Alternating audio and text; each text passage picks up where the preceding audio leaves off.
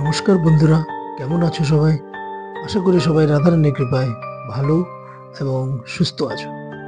বন্ধুরা, আজ মনটা ভালো নেই। আহ, আমরা সবাই একা এসেছি দুনিয়াতে আর একাই চলে যাব। মাঝখানে মায়ায় পড়ে আমরা প্রভুর থেকে যোজন যোজন দূরে সরে গেছি।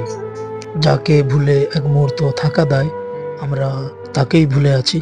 জানি না কোন চাওয়া পাওয়ার নেশায় মত্ত হয়ে আমরা দিনরাত ছুটেই চলেছি, কিন্তু আজও হিসাব করে উঠতে পারলাম না কি চাইলাম আর কি পেলাম।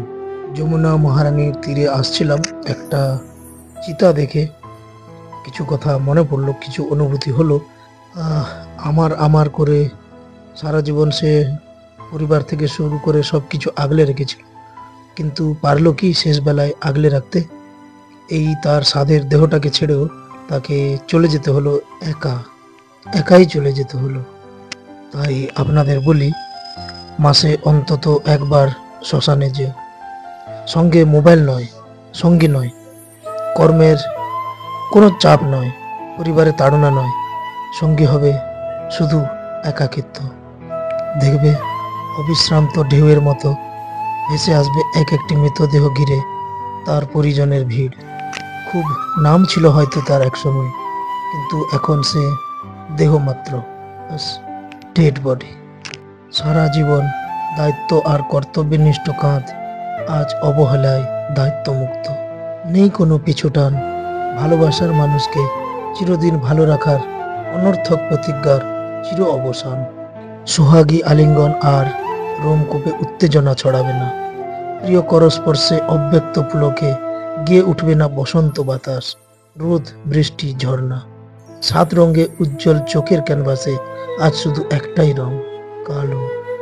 একটু দাঁড়িয়ে দেখো চিতার আগুনের কাছে, সর্বগ্রাসী লেলিহান খিদে নিয়ে জ্বলছে সে অনন্তকাল।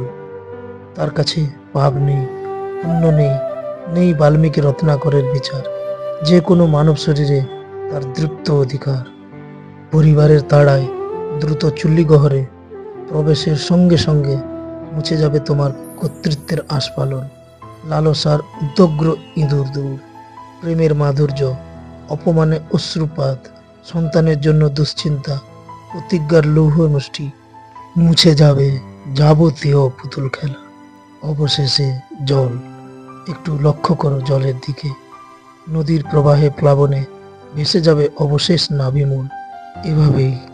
এভাবেই সমুদ্রে চলে যেতে হবে জানলে, ভাসাবে কি ঊর্ধ্বত্বের পানশিখানি, গায়ে মাখবে কি জীবনের ঝড়ঝঞ্ঝা? বলো, এ সত্যকে এড়িয়ে কোথায় পালাবে তুমি? তাই নিজের অন্তিম সত্য বুঝতে মাসে অন্তত একবার শ্মশানে যেও। দেখবে কত রথী মহারথী ব্যাস জ্বলে পুড়ে ছাই হয়ে মাটিতে মিশে গেছে।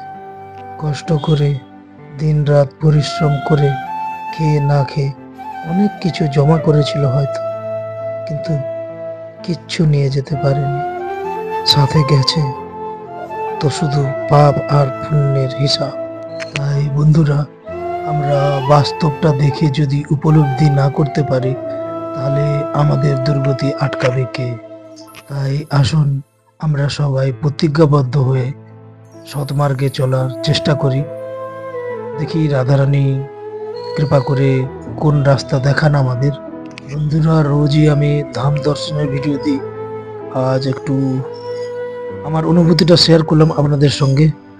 ভুল ত্রুটি কিছু বলে থাকলে নিজ গুণে ক্ষমা করবেন। ভালো লাগলে ছোট ভাইটিকে আশীর্বাদ করে সাবস্ক্রাইব করে পাশে থাকবেন। অবশ্যই দেখা হবে অন্য কোনো ভিডিওতে। ভালো থাকবেন, সুস্থ থাকবেন। রাধে রাধে।